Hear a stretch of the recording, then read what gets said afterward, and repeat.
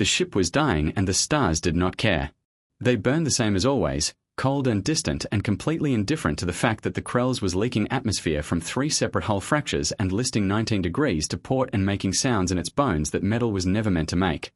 Low grinding structural sounds, the kind that came from a frame bending when it should not bend. Vex had stopped expecting the universe to acknowledge what was happening to them approximately 6 days ago. She sat at the communications console on what remained of the bridge and looked at her screens. Most of them were dark. 3 still worked.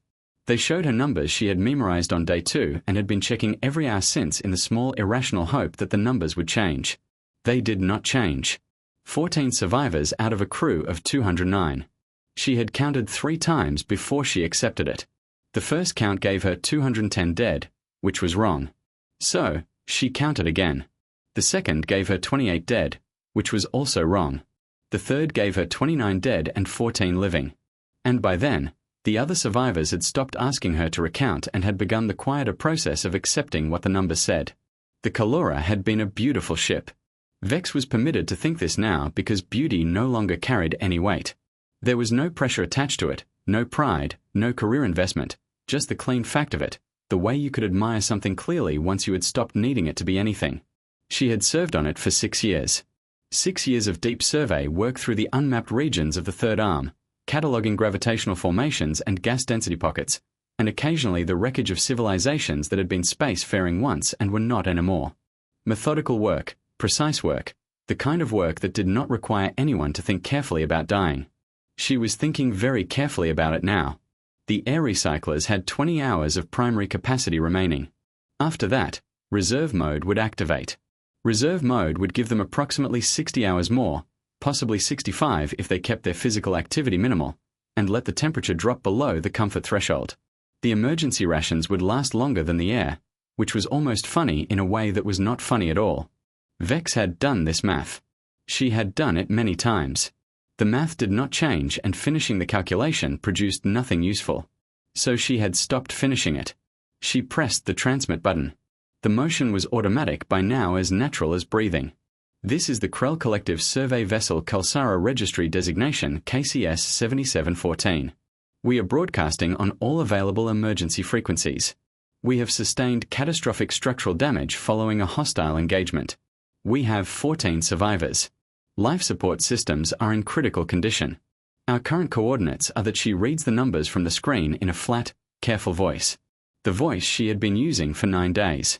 The one that did not crack because cracking accomplished nothing. We have no propulsion capability and cannot maneuver. If any vessel is receiving this transmission, please respond on any open channel. We will remain on broadcast. She released the button. The silence came back immediately.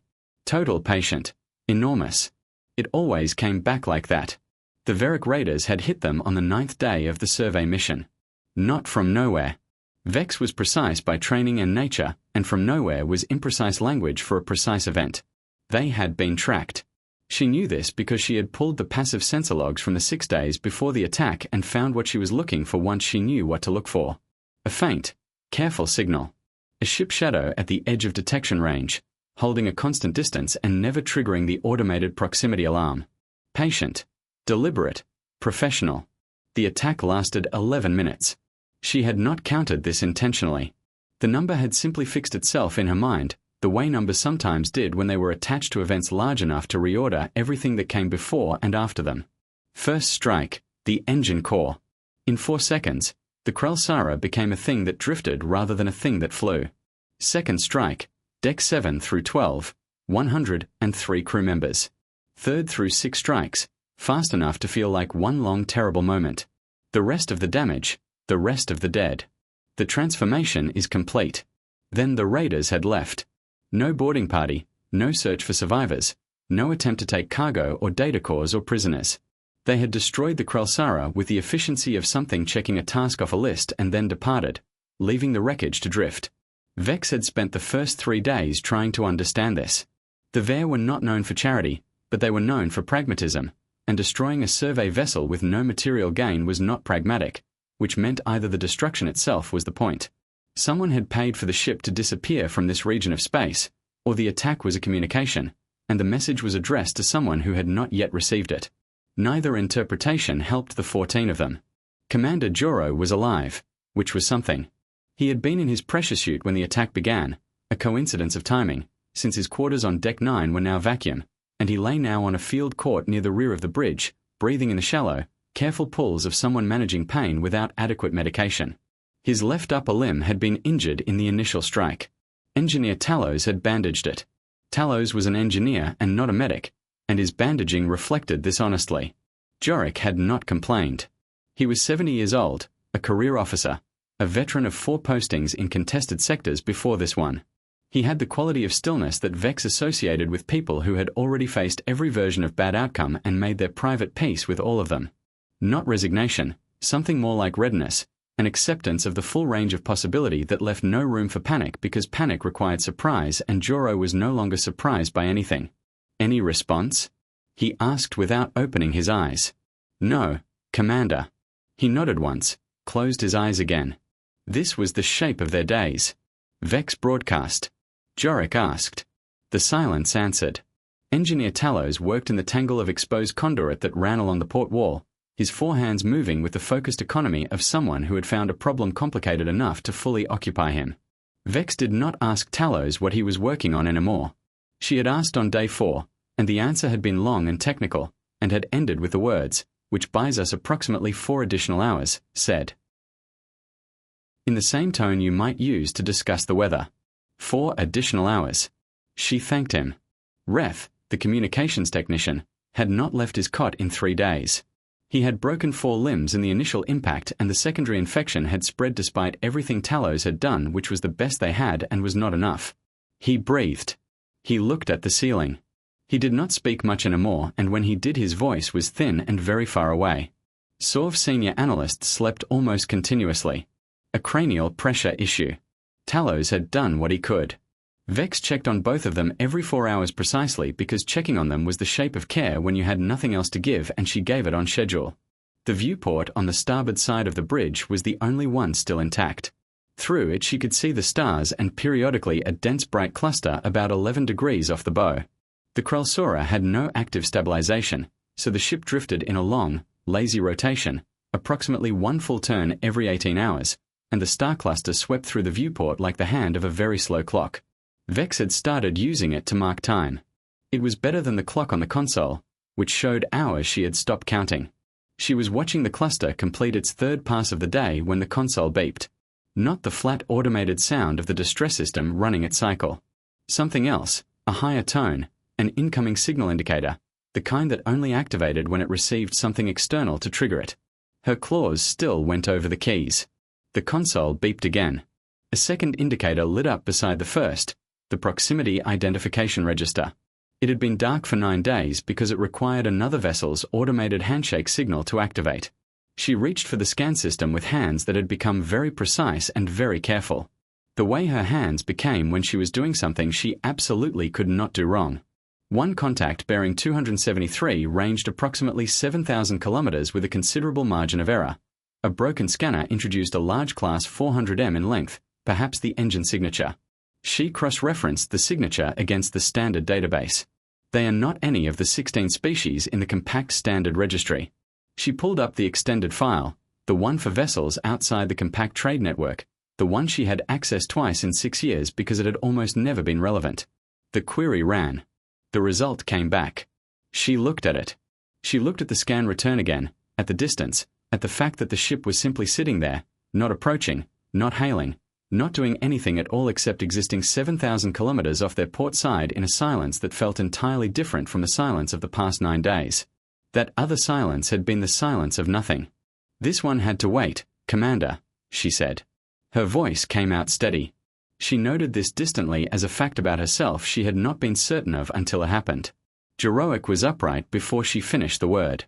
Not fast, his injury prevented fast, but with the controlled precision of someone moving correctly. He settled into the chair beside her and looked at the screen. Distance 7,000 kilometers bearing 273. He stuttered the scan return. His face did what it did when he was processing something unexpected. A brief and perfect stillness like the surface of water just before something large moved beneath it. Species identification, he asked. She told him. The word sat in the bridge air down the corridor movement. Other survivors stirred.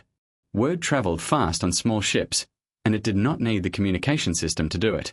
Jeroic looked at the viewport for a moment. The star cluster was visible, very bright. He looked at it the way people sometimes looked at a fixed point when they were deciding something. When he spoke, his voice was level. It was always level, but there was something beneath the levelness now that Vex had not heard in 9 days. Not once, not from him. She did not have a precise word for it. God of the deep water, he said quietly. It was a very old Krell phrase, older than space travel from the era when the Krell were still ocean floor creatures, and the deep water above them was the most dangerous and most sacred thing their world contained. The phrase meant something between us in the presence of something vast, and there is nothing left to do but meet it. They did not use it lightly. Vex understood why he had used it now. She had read the files on humans. Every compact officer read the files. Humans had arrived in galactic space approximately 140 years ago late by any comparative standard. Since most space-faring civilizations had been traveling between stars for centuries or longer before humans worked out the drive equations, they came with no particular technological advantages. They were physically unremarkable, soft-bodied, single-stomached, dependent on artificial life support in the same ways as everyone else. Their ships were good but not exceptional. Their resources were adequate but not vast. What they had was something the files struggled to quantify accurately. The Xenic psychology reports used phrases like anomalous stress response patterns and non-standard risk calculation under threat conditions. Older literature called it an instinct for violence. The most recent analyses preferred behavioral optimization in high mortality scenarios, which was a more measured way of saying that humans responded to the possibility of death differently than other species did. Not with the calculated retreat that evolutionary history had taught most intelligent creatures, but with something that looked from the outside like acceleration. They had gone to war with the VTH Dominion 30 years ago. The VET had projected a 2-month campaign. It lasted 8. The humans had won. No galactic analyst had entirely predicted that outcome. The USH is relentless. She had pulled the registry file in the second since the identification returned, was listed as a heavy exploration and response vessel. Armed crew complement of approximately 220. Currently deployed in a 3rd Armed Survey Zone, the same zone as the Kalsara. She looked at the ship sitting there in the dark, unmoving 7,000 kilometers away, not approaching, not hailing, just present in a way that felt deliberate, intentional, as though it was waiting for something or making a decision. Vex thought about the dead air recyclers. The MAF. She had stopped finishing, breathing on his cot, Sorvik sleeping, Jorik breathing carefully through his pain. She thought about the silence of the past 9 days and how it had felt like being slowly forgotten by the universe. She thought about what she knew about humans and what she did not know and the gap between those two things. Then she pressed the transmit button. Unidentified vessel bearing 273. She said, "This is Vex, Communications Officer of the Krell Collective Survey Vessel, Krell Sora. We have observed your presence. We have 14 survivors aboard the ship. We are not a threat. We cannot run." She paused. Not for effect. The pause was because she genuinely was not certain what to say next, which was not a condition she experienced often. "We are asking for help." She released the button. For 4 seconds, the silence came back. Then the console lit up with an incoming transmission and a voice came through. A human voice, female, unhurried, with an accent that the translator rendered in flat compact standard, but that carried something underneath the translation. Some texture and weight that software could relay but not fully explain. "Kalsara, this is Captain Sarah Marsh of the USHS Relentless. We read you loud and clear. A brief pause and then we are coming to you. Sit tight." Just that. No conditions, no questions about the nature of the threat or the status of the wreckage or the political implications of a human vessel responding to a Krell distress call in a contested survey zone. No hesitation, no discussion. Just "we are coming." Vex sat very still with her claw on the console and felt something move through her that was entirely unfamiliar, a sensation she did not have a precise word for in Krell, though the cross-species translation files offered the human approximation. Relief. The human ship began to move. The relentless movement was like it had somewhere to be. Vex watched through the viewport as the human ship crossed the 7,000 kilometers between them. Not rushing, not cautious, just steady and direct. The way a large predator moves when it has already decided and does not need to announce its intentions. It was big, bigger than the scan reading had suggested. Or maybe it was just that distance had softened the numbers and proximity was now doing the correction work. 412 m from bow to stern. She could see now angular, not the smooth curves of Krell design philosophy or the layered plating of their construction. The relentlessness looked like it had been built by people who did not spend a great deal of time asking whether a ship was beautiful. They had asked whether it worked. It worked. Commander Jorik stood beside her at the viewport. He had gotten up from the cot without assistance, which told her more about his current condition than any medical report she could have written. His bandaged limb hung at his side. He watched the human ship approach with an expression that Vex could not read with certainty, which was unusual because she had spent 6 years learning to read Jorik's expressions. Behind them, she could hear the other survivors moving. Quiet voices, the shuffle of careful footsteps in low gravity. 9 days of silence and waiting had reduced their conversation to the necessary minimum, but now there was a different quality to the movement, something that was not quite hope, but was in the direction of it. Vex turned back to her console. The Relentless had matched their drift rotation and was now holding position approximately 400 m off the port side. She could see the running lights, white, red, a green band along the lower hull edge. She could see through the human ship's viewport the faint internal lighting of what appeared to be a corridor. The communications channel opened. Krell were going to send across a boarding team. Is your port airlock functional? Vex checked her panel. Partially functional. It will cycle, but the inner door seal is compromised. We have one emergency pressure barrier behind it. Good enough, the voice said. Captain Marsh, we'll work with that. Can you give me a crew status? How many are mobile and how many need medical transport? Vex went through the numbers. 9 mobile survivors, 3 mobile with difficulty, 2 requiring stretchers. As she spoke, she became aware of how clinical she sounded and then aware that clinical was the correct register for this kind of information exchange, and then aware that she had been thinking in several layers simultaneously for 9 days and was perhaps slightly less composed than she appeared. Understood, Marsh said. Dr. Chen is coming across with the first team. She'll sort your critical cases first. Keep everyone where they are and let us come to you. Understood, Vex said. A pause on the channel, then Marsh again. You did good keeping them alive this long. 9 days is not nothing. Vex did not know what to say to that. She said, Thank you, Captain. The channel closed. On the bridge of the Relentless, Captain Sarah Marsh clipped her earpiece and turned back to face her crew. They were watching her. They always watched her the way people watch the sky when they were trying to predict weather. Not with fear exactly, but with a particular kind of attention that was really about reading what was coming and positioning themselves accordingly. She was aware of this. It did not bother her. Dax, she said. Lieutenant Marcus Dax looked up from his weapons console. He was the kind of person who seemed permanently on the verge of saying something that would be either very funny or very tactless, and had spent most of his career narrowly choosing the first option. Captain, what are we looking at? 3 hull breaches, serious structural compromise on the midship section. At least one deck that's entirely open to space. Weapons are offline, engines are offline, life support is running on fumes. He looked at his screen, then back at her. Someone did a thorough job on them. Veric's signature. Energy residue matches Veric heavy assault configuration. Yeah, the kind they use when they're not trying to be subtle. He paused. The Kalura was a survey ship, Captain, not a combat vessel. Whoever called this in, they wanted that ship gone. Marsh looked at the wreck on the main screen. She had been looking at it since they had first picked up the distress signal 4 hours ago while she was deciding. She was done deciding. She had been done deciding for approximately 3 of those 4 hours. The 4th hour had been spent on the practical questions of approach, docking, and not making a bad situation worse. Tours, she said. Even Lena Tours looked up from navigation. She was 23 years old and had been on the Relentless for 7 months, and still sometimes had the expression of someone who was quietly amazed to be here, which Marsh had decided she would stop finding endearing in approximately another 4 months. Captain plots a drift match holding pattern. I want us close enough that a transfer cable across to their port airlock gives us a stable line. No thrusters after that unless I say so. I don't want our exhaust near their hull fractures. Yes, Captain. Dr. Chen. Dr. Yuna Chen was already standing at the bridge entrance with her field kit over one shoulder. She was small and fast and had the quality of someone who had decided long ago that emergencies were her natural habitat.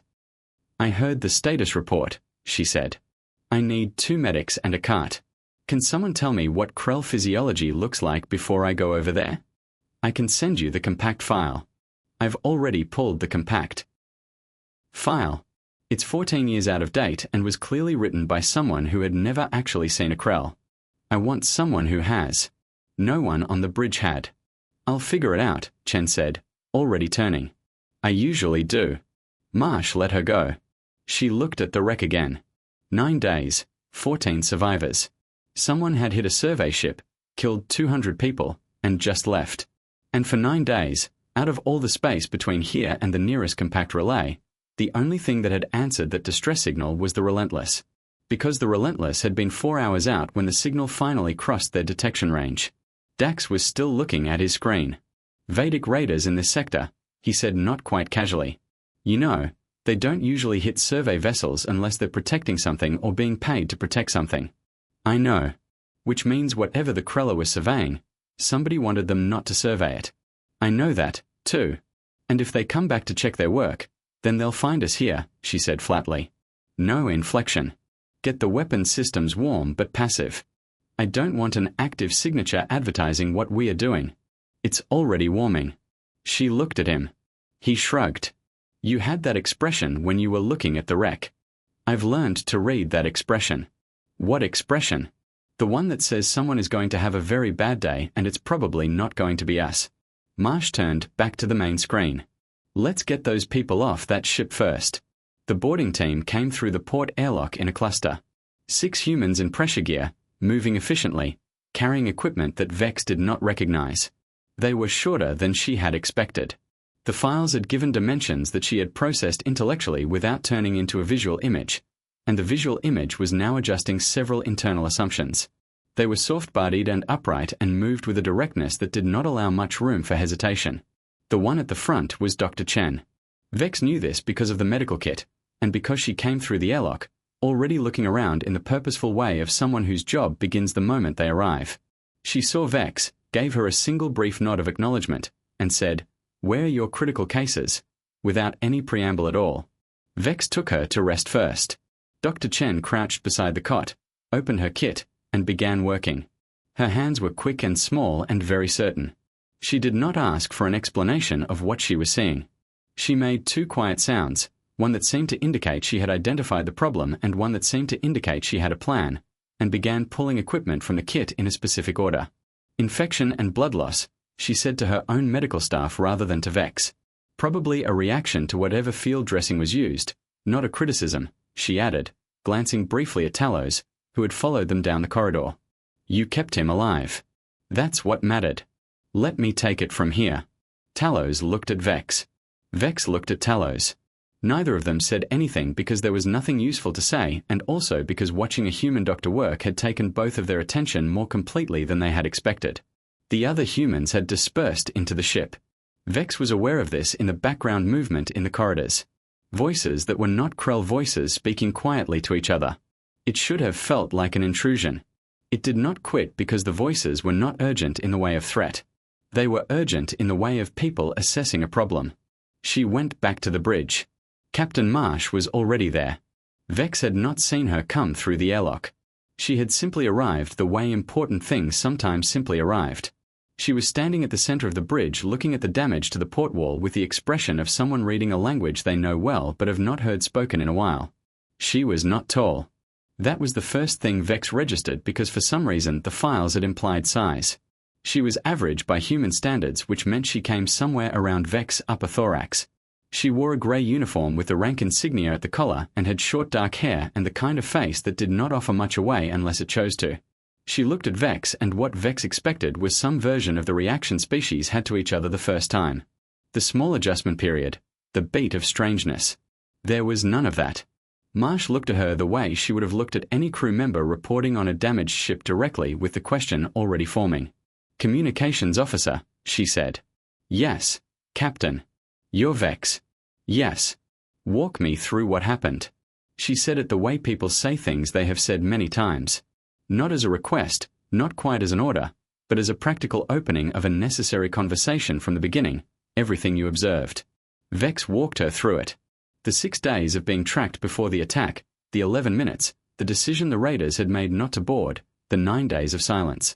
She was precise and sequential because that was how she thought and how she spoke, and Marsh listened without interrupting. Which was something Vex noted because people who were deciding things while someone else was talking usually interrupted. Marsh did not. She listened to the whole thing, and at the end she was quiet for 3 seconds that felt specific rather than empty. Survey coordinates. Marsh said, "What were you surveying when they found you?" Vex told her the region, the specific grid section, the unusual gravitational gradient that had brought them to this part of the third arm, which was officially unmapped and was officially no one's territory.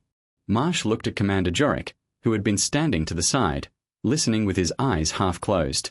"Commander, do you know what's in that grid section?" Joro opened his eyes. "No," he said. "That was why we were there." Marsh nodded slowly. "Someone does." A silence. Lieutenant Dax had come onto the bridge somewhere in the middle of the conversation. Vex had heard him before she saw him because he made a quiet, involuntary sound when he looked at the damage to the structural beam near the viewport. A sound that mixed assessment with something else. He was looking at the ceiling now with the expression of a person doing mental arithmetic they did not entirely enjoy. "The power couplings on this deck are going to fail in about 3 hours." He said to no one specific, "Maybe 4 if the engineer he looked at in Talos is as good as I think he is based on the fact that anything is still running at all." Talos straightened slightly. "High praise." Vex told him very quietly. "I assumed." Talos said. Marsh turned to Dax. "Can we stabilize them long enough for a full transfer if we run a power line across from our hull?" "Yes." 6 hours of stability. More if we push capacity. He glanced at the damaged console bank on.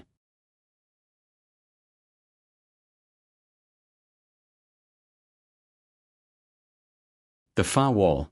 "Some of this we can't fix with what we have. The structural stuff especially. This ship is not flying again." Marsh said not flying again. Dax confirmed. Vex had known this. She had known it since day 2 when Talos had given her the full engineering assessment, and she had read it twice and then put it where she kept information that was true and also not immediately useful. But hearing it said out loud by someone who had walked through the ship for all of 10 minutes and reached the same conclusion with such certainty was a different kind of knowing. Commander Jorik heard it too. He did not react visibly. He was too experienced for visible reactions to things he had already calculated. But Vex, who had been watching him for 6 years, saw him take one slow breath and then let it go. "How long will the transfer take?" Vex asked Marsh. 414 people and whatever personal materials your commander deems essential. 4 hours if we move efficiently. She looked at Vex. "Does that work for you?" It was a strange question.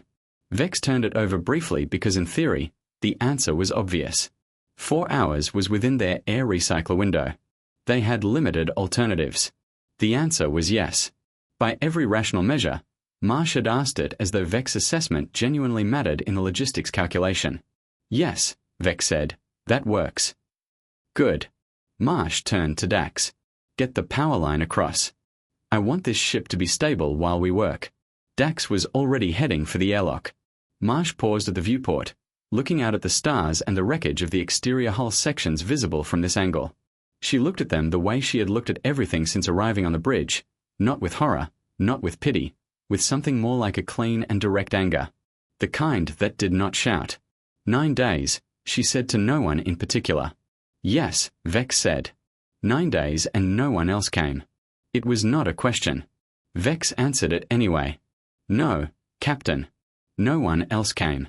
Marsh was quiet for a moment. "Well," she said, "we are here now." She turned from the viewport and began issuing instructions into her earpiece, and the work of pulling 14 people out of a dying ship began. The humans worked like they were running out of time, even when they were not. Vex had read enough cross-species behavioral literature to know that this was a documented pattern, not a personal quirk of this particular. That required acknowledgement. Then he moved on. Vex moved with him. "How many survey vessels does the collective have operating in this sector?" he asked. 7 active missions in the third arm. The Kralura was the furthest out. 7, he said quietly to himself in a way that meant he was adding it to something. "Okay." She wanted to ask him what the number meant in the context he was building it into. She did not ask because she was fairly certain the answer would not be immediately useful and would probably be unsettling, and she was managing her unsettlement intake carefully. They went back to the bridge. Commander Joro and Captain Marsh were sitting on opposite sides of the communications console, which no one had officially designated as a meeting point, but which had become one in the organic way that locations became things when the people with authority gravitated toward them. Joro was sitting upright. The pain medication from Dr. Chen's kit was doing something for him. Vex could tell because the controlled quality of his breathing had eased slightly. Less management and more rest. He still looked like a man who had spent 9 days sitting on the floor of a burning building, but he looked like one who had at least been handed a glass of water. Marsh sat across from him with her forearms on her knees, leaning forward, not in the way of someone asserting presence, but in the way of someone listening closely. They had been talking for some time. Vex settled near the viewport and did not interrupt. The collective will want to know why a human vessel responded to the signal before any compact member did. Jeroic was saying the compact relay in the sector has been running at reduced capacity for 8 months. Marsh said, "Your signal probably reached it on day 2. It may have been logged as low priority pending confirmation of origin." Jeroic was quiet for a moment. "Low priority. There's paperwork," Marsh said. And there was something in how she said it that was not quite anger and not quite contempt, but lived in the territory between them. "There's always paperwork. And you had no paperwork." "I had a distress signal and a course heading." She turned her hands up briefly, a human gesture. Vex noted. The translation of gestures across species was unreliable, but this one seemed to mean something like, "What else would you need?" The third arm is listed as a cooperative survey zone under the compact charter. "That makes it my sector, too." Jorick looked at her for a long moment. "You could have passed the signal to a compact member vessel and continued your own mission." "Yes, but you did not." "No." Another pause. "Why?" Jorick asked. It was the same question Vex had been turning over since the first moment the Relentless had appeared. She found she wanted to hear the answer, not because she expected a tactical or political explanation. She had already worked out that neither of those applied here, but because the answer to why was the part the files had never fully covered. Marsh looked at the floor for a second in the particular way of someone choosing words from a larger collection than they intended to share. "Because there were people on the signal," she said, "and people on a signal 9 days out in the third arm are people who have run out of other options." She paused. "We don't need a reason past that." Jorick was quiet. Then he said, "The Veth War." Marsh glanced up. "I read the file." Jorick said, "When I was a junior officer 30 years ago, the projection was 2 months. The Veth were larger, better equipped, and had held that territory for centuries." His eyes were steady on hers. "No rational assessment of probability supported your outcome." "No," Marsh agreed. "But you won." "We did." The file offered several theories. Jorick said logistical failures on the VET side, communication breakdowns, terrain advantages in certain sectors, a pause. None of them fully accounted for the outcome. "No," Marsh said they wouldn't. "What accounts for it?" Marsh looked at the viewport. The stars moved slowly past it as the Kelsura continued its long, lazy drift. She watched them for a moment with an expression that Vex could not read with any precision, but that had something in it that was very old and also very clear. The VTH believed we would stop when it hurt enough. She said they had a model. Every species they had ever fought had a point where the cost calculation tipped over and they quit. They were patient. They were very good at finding that point and pushing until they hit it. She turned back to Jorick. "We don't have that point." The bridge was quiet. "Not that you're incapable of stopping," Jorick said slowly. "Not that we stop all the time when we choose to." She said it plainly without drama. "The difference is that we choose. It doesn't get chosen for us by math." Vex turned this over. Engineer Talos appeared at the bridge entrance. He had spent the last hour with Kowalski, the human engineer, working on the power coupling stabilization, and something about the experience had left him with an expression that mixed professional respect with faint bewilderment. "The coupling will hold for 7 hours," he said. "Kowalski found a redundancy in the secondary system I had missed." "Is this surprising?" Vex asked. Talos considered the question honestly. "Yes, it's a common system," Kowalski said from somewhere down the corridor. His voice drifted in through the open bridge door with the unconcerned ease of someone not bothering to step into a room to have a conversation. I fixed it about 40 times. Talos looked at the door on different ships. On this ship, it breaks about once a month. Talos absorb this and you have not replaced the component. We have 4 times a pause. We order a new one, it breaks. We patch the old one, it holds. At this point, Kowalski's law says just patch the thing. Kowalski's law, Talos repeated as though verifying it was a real thing. I named it myself. Very official. Vex watched Talos process this exchange with the focused attention of someone encountering a logic system they had not previously modeled. She understood the feeling. She was about to say something when Dax walked back onto the bridge with his scanner in his hand, and his expression 3 degrees more serious than it had been 20 minutes ago. He looked at Marsh. Marsh looked at him. The look they exchanged lasted approximately 1 second. And in that 1 second, more information passed between them than Vex had managed to extract from 9 days of sensor readings. How long? Marsh said long-range passive picked them up 6 minutes ago. I wanted to verify before I brought it up. He turned the scanner so the screen faced the bridge. 3 contacts. The engine signatures were clear enough even on passive long range to remove any question about their origin. They are on an inbound vector moving at 3/4 thrust. Not full speed. Not casual either. Comfortable like they already know nothing out here is going to give them a problem. He paused. Estimated arrival 5 hours 40 minutes. Ver raiders. 3. Ships. V stood very still. She was aware in the back of her mind of the math she had spent 9 days carefully not finishing. She was aware of the Roth in the corridor and Sorvik on his cot and 11 other people who had survived 11 minutes of systematic destruction and 9 days of silence. She was aware of the Kalsura around her. 20 hours of primary air capacity, non-functional engines, a frame that was bending degree by degree toward a point of no return. 3 Veric warships, 1 human vessel. Marsh stood up from the console.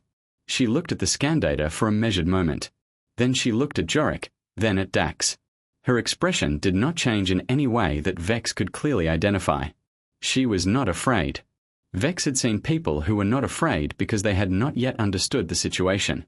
She had also seen people who were not afraid because they had decided fear was not a useful tool right now and had put it somewhere else for later. She had very rarely seen people who were simply not afraid of the way. Some surfaces are simply not wet constitutionally at the base level. She was not entirely sure which category Marsh belonged to. She was not entirely sure the categories covered it. All right, Marsh said. She said it the way you said a word that was beginning and not ending the way you said. Okay, here we go. Dax, I want full weapons active in 10 minutes. Shields on standby. Get Rodriguez on the rail systems. Already going, Dax said, and was gone. Kowalski, Marsh said into her earpiece. Stop whatever you're doing on the coupling and get back to the ship. We arrived in under 6 hours. A pause on the earpiece. Then Kowalski's voice. How many? 3. Another pause. I'll just finish the coupling, he said. 10 more minutes. 8. 8. He agreed. Marsh turned to Vex. How many of your people are mobile right now? 9 with minimal assistance. 2 more with full support. Reth and Sorvk. They cannot be moved quickly. Marsh nodded. I want everyone who can move across to the Relentless in the next 90 minutes.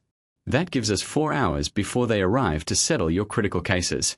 Get your commander to medical and be in a position to receive whatever comes. And the Krolsura? Vex asked. Marsh looked at the bridge, the damaged walls, the dark screens, the viewport with the stars drifting through it, slow and patient, and completely indifferent. She held you for 9 days, she said. She did her job. A pause. We'll do ours. Vex looked at the ship around her. Her ship, the one she had served on for 6 years, the one that had carried 209 people into the third arm and brought 14 of them back, and felt something move through her that she did not try to name. She turned to Commander Jorik. He was already looking at her. His expression said everything that needed to be said, which was also very little, because some moments were only large enough for what they were. Let's go, he said. And behind them, through the bridge door, Vex could hear the Relentless crew already moving fast, certain, completely at home in a situation that had no good options. And the sound of it was improbably the most reassuring thing she had heard in 9 days. The Veric fleet dropped out of FTL at 4 hours and 52 minutes, 8 minutes early. Vex registered this from the observer position Marsh had given her on the Relentless bridge, a seat at the secondary sensor console, positioned so she could read the data without being in the way of the crew. It was a practical arrangement. She had been sitting there for 3 hours and 40 minutes watching the crew run pre-engagement checks, listening to the terminology, building a real-time vocabulary of how a human warship prepared for a fight. The short answer was loudly and with a great deal of movement. The long answer was more complicated and she was still working on it. 3 contacts on the main screen. Very heavy assault class, each approximately 310 m, better armed than the Relentless on a per-ship basis and operating as a coordinated unit which multiplied the disadvantage considerably. They came out of FTL in a triangular spread formation. Experienced, deliberate. The spread was designed so that any target returning fire would expose itself to the other 2 ships no matter which direction it turned. Vex had studied enough tactical history to recognize the formation. She had also studied enough tactical history to understand what it meant when a force deployed it against a single opponent. It meant they did not expect a long engagement. It meant they were not planning for a difficult outcome. It meant they considered the outcome already calculated and were simply arriving to confirm the math. 3 of them, Tor said from navigation. Her voice was steady, which Vex suspected was partly training and partly the infectious quality of Marsh's absolute refusal to project anything that resembled alarm. 3. Marsh said without any particular inflection. Dax rolled his shoulders at the weapons console. I've had worse odds. When Tors asked, I'll think of something. He began running the targeting calibration with his fingers moving across the keys in a fast, light pattern, like someone playing an instrument they had learned young. Rodriguez, I want the rail systems on the lead ship first pass. Port and starboard both. Don't wait for my call. Just fire on acquisition. Rodriguez's voice came through the deck.com. Rail systems are warm. Acquisition set. Good. Dax looked at the screen. Here we go. The Veric lead ship opened a hailing channel. The voice that came through was the particular kind of calm that came from certainty. Not the controlled calm of someone managing difficulty, but the deep, unworried calm of someone who did not expect difficulty. The translation came through in flat compact standard, but the register was clear enough. Vex had heard the vet speak before in trade contexts and at compact summits. She knew the register. This was the register they used when they already knew how something ended. Human vessel, you are in unregistered space operating outside your charter zone and in the presence of a verdict enforcement action. Stand down your weapons. Hand over the Krell survivors. Leave this sector and do not return. You have 3 minutes to comply. This offer will not be repeated. The bridge was quiet. Marsh looked at the hailing channel indicator on her armrest console. She looked at it for a long moment with the expression of someone reading a document that had said something they found genuinely interesting. Then she pressed the response channel. This is Captain Sarah Marsh of the United States Humanities ship Relentless.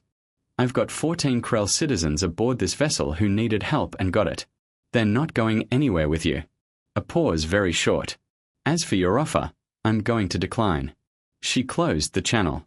1 second. 2. The Warship fired. The first impact hit the Relentless on the port forward shield array, and the whole ship rang like something enormous had struck it with. Something larger. Vex grabbed the edge of her console. The lights went amber. 6 alert indicators lit up across the bridge boards, and the sound they made was not the calm, measured tone of a ship monitoring a situation, but the sharper sound of a ship that had just been hit. Port shields at 72%. Tours called out. Hull integrity holding. Rodriguez. Fire. Dax said it the way you said a word you had been waiting to say. The Relentless shook differently this time. Not the impact shake of taking a hit, but the deep structural vibration of its own weapons discharging. The rail systems were not the ship's largest weapons, but they were the fastest cycling, and the sound of them was a hard, rapid percussion that Vex felt in her lower thorax rather than heard with her upper hearing organs. On the screen, the Veric lead ship's forward section took 2 impacts in 4 seconds. Not catastrophic, not close, but not nothing either. They're recalibrating shields, Dax said, reading his screen. Smart. They've got good reactive systems. Tours. Already moving, Tors said. And the Relentless movement. Not a smooth turn, but a hard angled burn that pushed everyone against their seats and sent the star field on the main screen swinging through 60 degrees in about 3 seconds. Vex held the console with both upper limbs and made a mental note that human inertial compensation was adequate, but the operating tolerance was different from Krell standard. What they considered acceptable G-force on a combat maneuver was higher than anything the Kralsura had ever done deliberately. The second Varric ship fired from the right. The impact hit the starboard aft section and the lights dropped to red for 2 seconds before the backup systems caught and brought them back to amber. Something on the deck below the bridge made a sound like structural protest. Starboard aft shield array is down.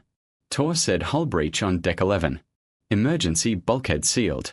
Is deck 11 occupied? Marsh asked. No. Then we are fine. Dax was already firing. The Relentless had heavier weapons, the forward lancers, charged particle systems that cycled slower than the railguns, but carried significantly more energy per shot.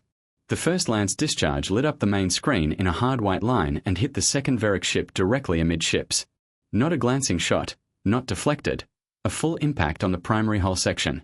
The second Varric ship's running lights went out for 4 seconds, then came back, then went through irregular damage. Marsh said their main power coupling took it.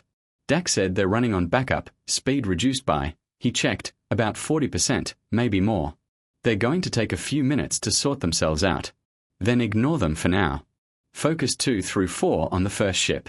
On it, Vex watched the first Varric ship on the screen and tried to process what she was observing in the context of everything she knew about space combat, which was mostly theoretical. The Varric were not retreating. They had expected this engagement to last 3 minutes.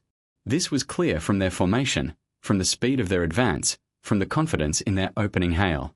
They had expected the Relentless to calculate the odds and reach the obvious conclusion. The Relentlessness was not calculating the odds. Or perhaps it was and had simply reached a different conclusion. The third Varric ship came around the left side on an attack vector aimed at the Relentless exposed starboard flank, the one without the shield array. And Vex opened her mouth to say something because from her console she could see the angle, and the angle was not good. Marsh had already turned to Tors. Flip us now. Flipping the Relentless roll. Not a gentle bank, a full axial roll 180 degrees in about 2 seconds, which flipped the intact shield array into the path of the incoming fire and exposed the aft hull section, which had more armor than the starboard midsection, which was apparently a calculation Torres had made without being asked because she had already adjusted the thrust burn to compensate for the new orientation by the time the roll completed. The third ship shot hit the shield. The shield held 61% of the port array and is still functional. Good. Keep rolling. I want us to present a moving target, not a fixed one. The Relentlessness kept rolling slowly. A long continuous rotation that made the star field on the main screen turn in a lazy circle. Vex watched the Varric ships on the tactical display instead of the main screen because the main screen was currently disorienting in ways she did not need. Here's the thing about the triangle formation, Dax said, talking while he worked, firing between sentences with the ease of someone accustomed to multitasking under conditions that should not permit it.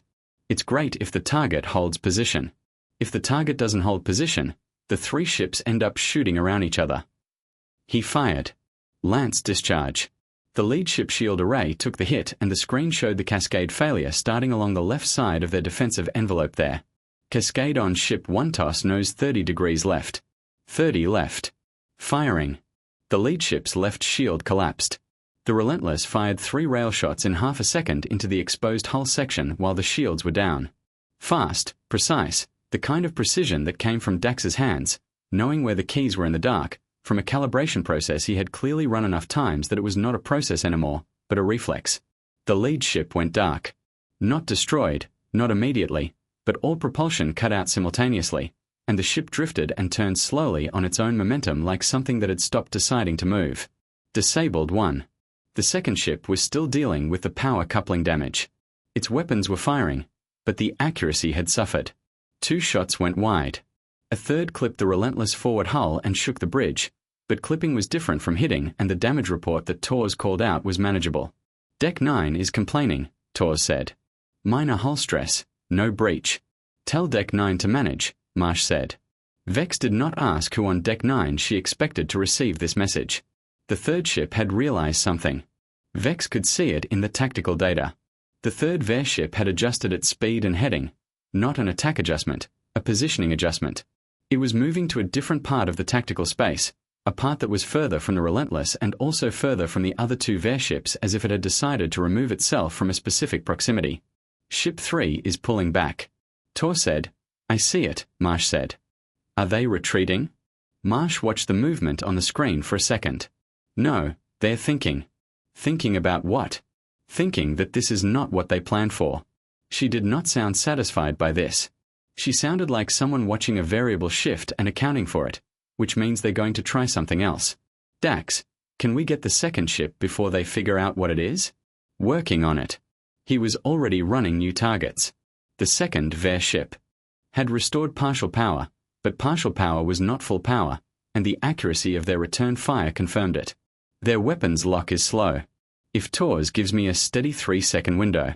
I can give you 2, Tors said. 2 works. Tors gave him 2 seconds of stray heading, and Dax put a full lance discharge directly into the second ship's main weapons bank. The explosion on the screen was significant. Not a destruction. The ship was still there, still powered, still present, but the weapons bank was gone. And a ship without weapons in the middle of a fight was a ship that had only one remaining function, which was to leave. The second ship left. It did not do it gracefully. It did it in the way of something that has calculated fast and reached an unpleasant conclusion and decided the conclusion was actionable. Full thrust away vector heading out of the engagement zone and not stopping. 2 down. The third ship was still there, still thinking. Here it is, Dax said quietly. The third Warship opened a hailing channel. This time the voice was different. Not the first speaker, a different rank, a different register. And the register was not the deep certain calm of a force that had already won. It was something Vex had not heard from a Veric speaker before in any context. It was a careful human vessel. This engagement has exceeded standard parameters. We request a cessation discussion. Which was the way the Veric said they wanted to stop. The bridge was quiet. Marsh looked at the screen, the disabled lead ship drifting, the retreating second ship getting smaller, the third ship sitting at extended range and waiting. She pressed the response channel. You attacked a survey vessel and killed 209 people, she said. You left 14 survivors to die in a wreck. You came back to finish the job.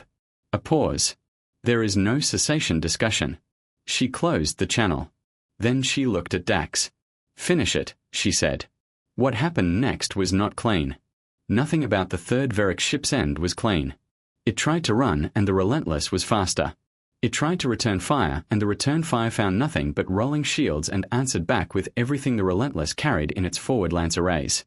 Fired in a sequence that Dax ran like a man who had been waiting his entire career for precisely this firing solution. It took 4 minutes.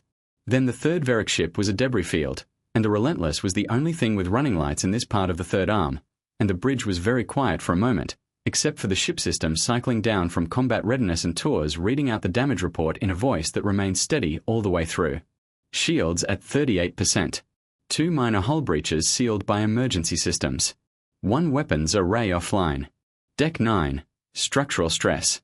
Deck 11, breach already contained. No casualties. No casualties. Vex sat at her borrowed console and looked at her hands and realized she had been holding the edge of it hard enough that her grip had left stress marks in the composite material. She released it carefully. Commander Jorik was in medical condition. She had left him there an hour ago, and she was glad he had not been here for this, not because she thought it would have disturbed him, but because she thought the doctors would have had trouble keeping him in the bed. Marsh stood at the center of the bridge and looked at the tactical display for a long moment. The debris fielded where the third ship had been, the retreating second ship, now almost out of sensor range and moving as though it intended to keep moving indefinitely. The dark drifting wreck of the lead ship. Then she said, Tours get us a course back to the nearest compact relay point. Standard cruise speed. She looked at Dax. Damage assessment. Full report. 1 hour. 1 hour, Dax said. He looked at his weapons console, then looked at the screen. We are going to need a new rail calibration after all that. Is that a problem? He picked up the calibration tool from the console beside him for about 20 minutes. Then start now. He started now. Vex looked at the viewport at the stars and the debris and the dark wreck of the Veric lead ship slowly turning in the middle distance at the Krella visible on the edge of sensor range listing at its 19 degrees. Crewless now finished. 209 people. The Veric had come back to make sure there was no one left to talk about what they had done here. They had been wrong about that. She turned to find Marsh standing beside her console, not having announced her approach, looking at the same viewport. How do you do that? Vex asked. Marsh glanced at her. Fight like that, Vex said. 3 ships, the calculations. We don't lead with the calculations. Marsh said simply without drama. We lead with the decision.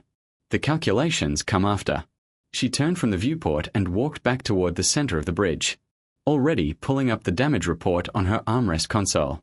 Already in the next problem, Vex turned back to the stars. The debris field caught the distant starlight the way wreckage always did. Scattered, drifting, quiet. Now, space was very good at making large things look small after the fact. She thought about the relay station somewhere out there where her distress signal had been logged as low priority. She thought about the word pending. She thought about the relentless showing up instead. She turned back to her console and began writing her preliminary incident report. Not because anyone had asked her to, because a communications officer filed reports, and she was still a communications officer, and some things you held on to not because they were useful, but because they were yours. They left Kulsura on the second day. Not immediately, not without consideration.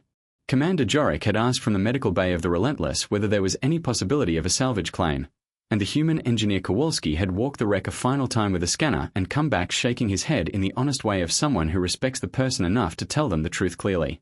The frame is cracked in 2 places, and the third hull breach opened further while we were fighting.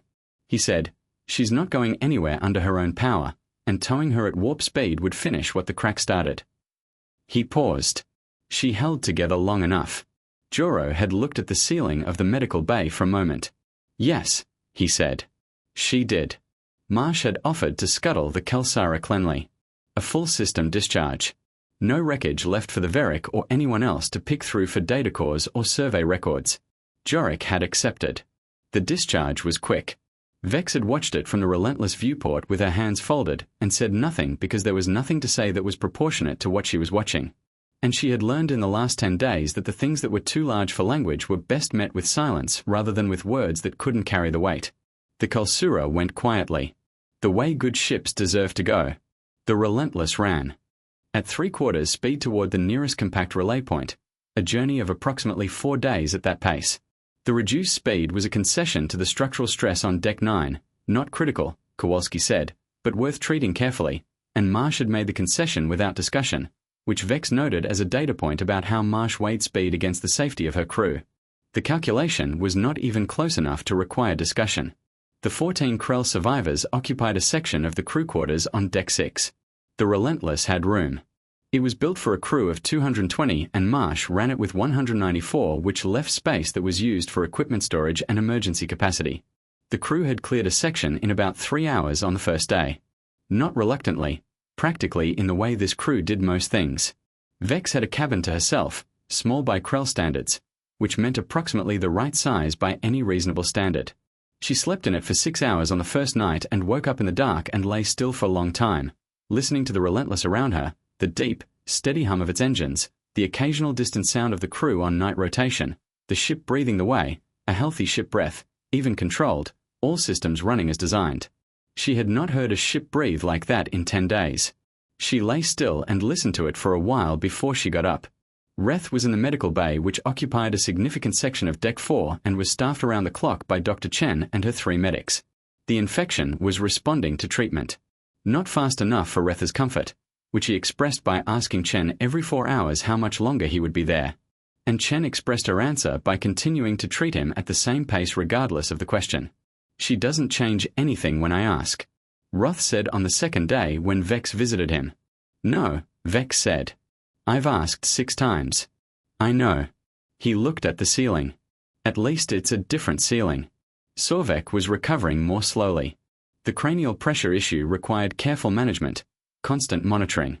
Medication that Dr. Chen had synthesized from the Relentless stores after reading the Krell medical files with the focus speed of someone who processed technical material the way other people processed food. Sorovich slept most of the time, which Chen said was correct and expected and was itself a form of healing. His brain is doing the work. She said sleep is the work. Is he going to be fully functional? Vex asked. Ask me again in a week. She said it not as a deflection, but as an accurate answer, the kind that meant, I don't know yet, and I won't tell you I do, but I'm not worried. Which, for reference, is a meaningful statement. It was, Vex decided, a meaningful statement. On the third day, Marsh found Vex at the secondary observation bay at the stern of the ship. The observation bay was a small room with a large curved viewport built for the purpose of looking at things which Vex had been using extensively because looking at the stars from inside a ship that was not dying felt like something that required regular acknowledgement.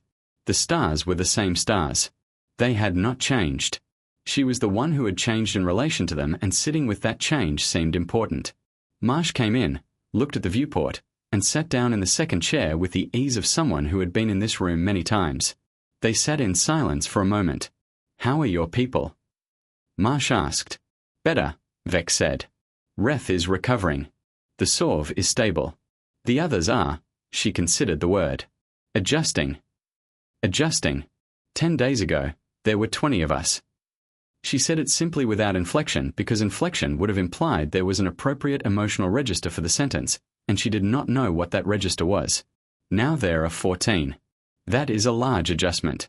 The Marsh was quiet. "Do you lose people?" Vex asked. "Yes. Often more than any version of this job should require." She turned the question over before she answered it more fully. "Less than it used to. We've gotten better at some of the things that used to kill us. Not all of them." A pause. "We still have the habit of going to places we probably shouldn't go. The third arm," Vex said, among others.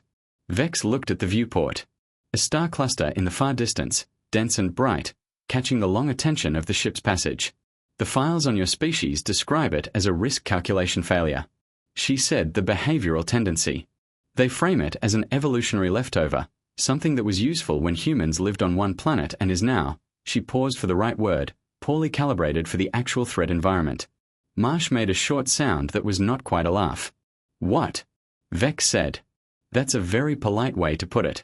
What would be an impolite way that we're a species that was almost wiped out so many times on our own planet that the individuals who survived were the ones who couldn't stop fighting even when stopping was the smart call?" She said it without self-pity. The way you recited a fact that was old enough to be just a fact.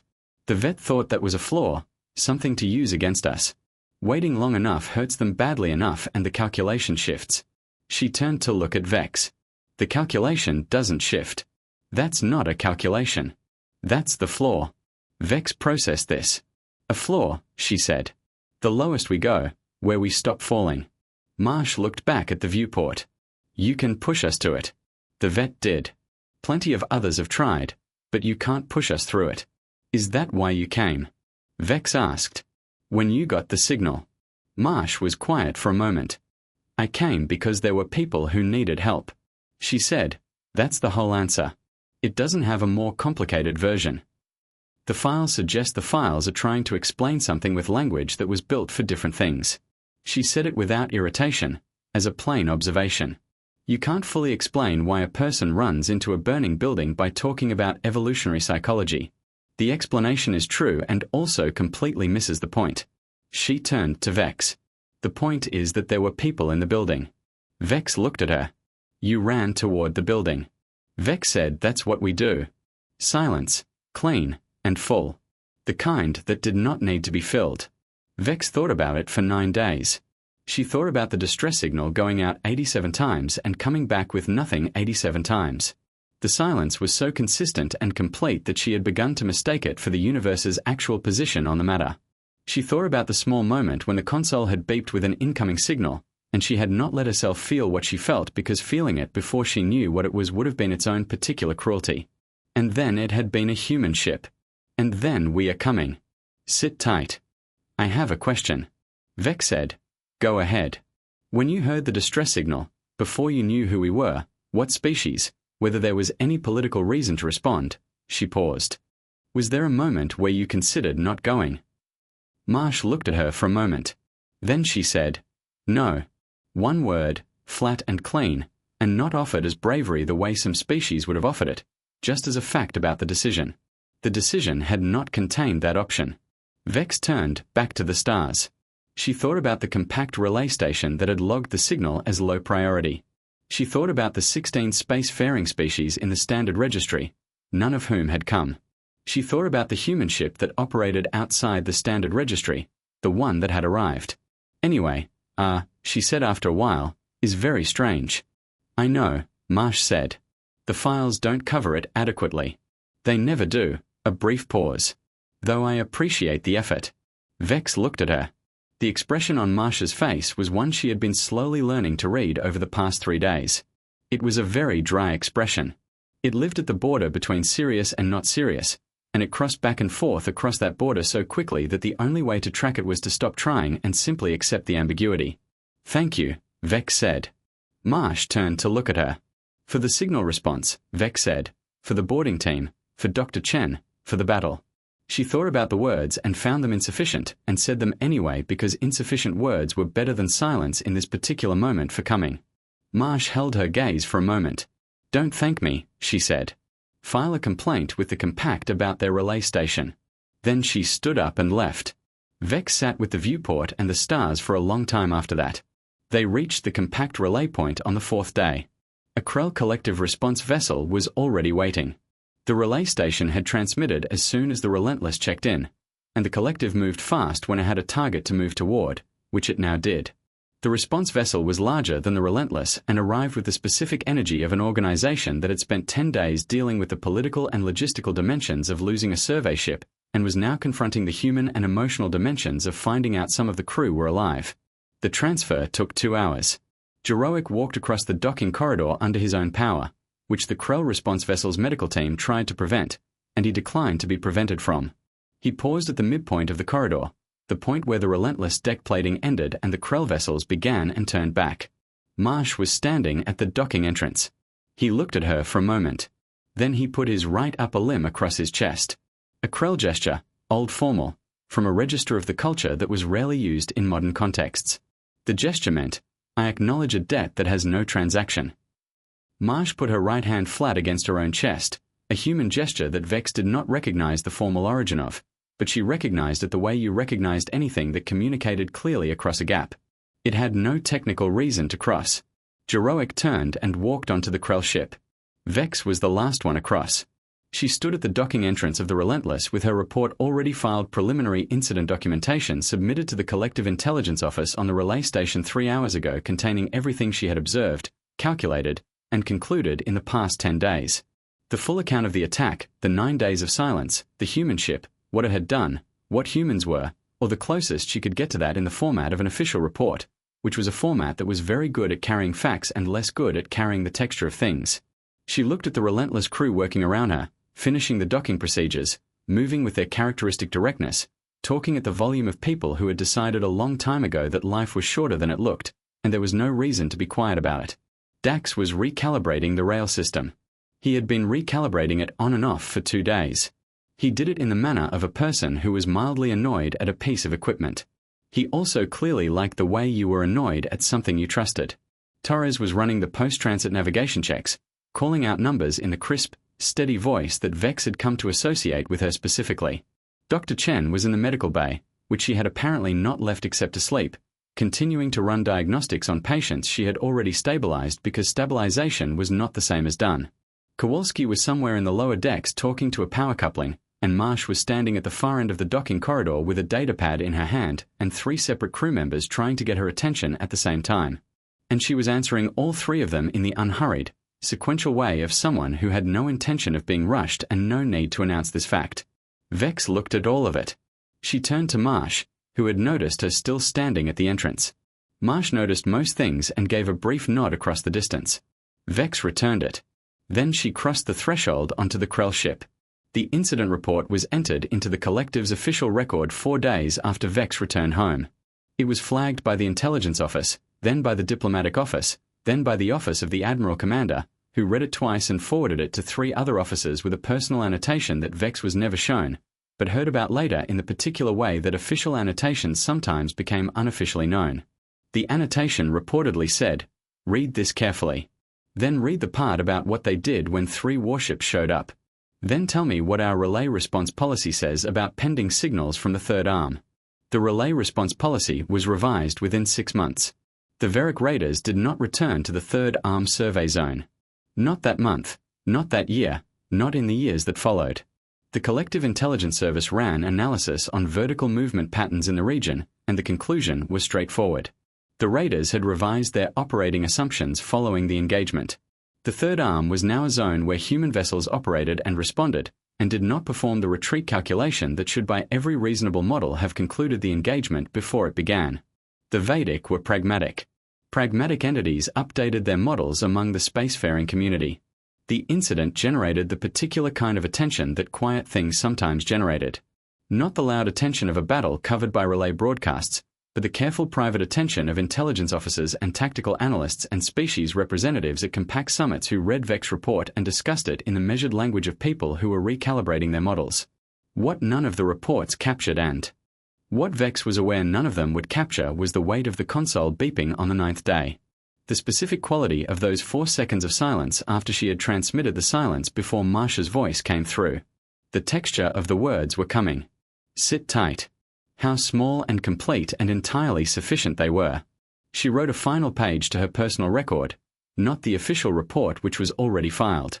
A private document that was not for the collective or the intelligence office or the diplomatic office or any of the officers that would revise their policies and update their models in the aftermath. She wrote it for herself because some things needed to be said somewhere, even if only for the record that no one else would read. The signal went unanswered for 9 days. She wrote, "The universe is very large and largely indifferent, and 9 days of silence is enough to learn this in a way that no theoretical study covers." On the 10th day, a human ship responded. The files on human behavior describe a species with poor risk calibration, high aggression thresholds, and an anomalous relationship to the survival calculation. The files are accurate on all of these points and wrong about what they mean. What they mean is this. When the signal went out, the human ship came. Not after a committee discussion, not after a policy review, not after a calculation that weighed the risk against the return. Just we heard you. We are coming. I do not fully understand humans. I am no longer certain the files are the right tool for it. What I know is that there were 14 of us and the ship that came had 219 people aboard and not one of them hesitated. That is the complete and total record of what I observed. It is enough.